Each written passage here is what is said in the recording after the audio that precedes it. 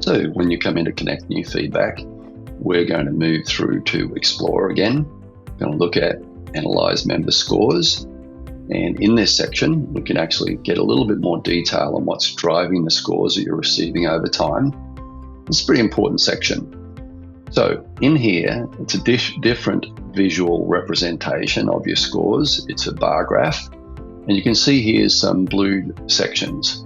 And those blued sections are really important because they're things that you can click on and get more detail. So if you were to look at this and see the red sections, you'd go, okay, value satisfaction's probably the highest area in detractors and also in passively satisfied. So if we look along the bar, we'd go, okay, value satisfaction's probably our biggest challenge.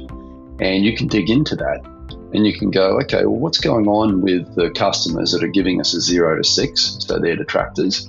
You can click on that, and you can actually go through to the individual responses that have scored you in the 0 to 6, and you can start to get a little bit of a feel for what's going on there if you want to explore it further. So, the next section is the trends over time of each of the questions.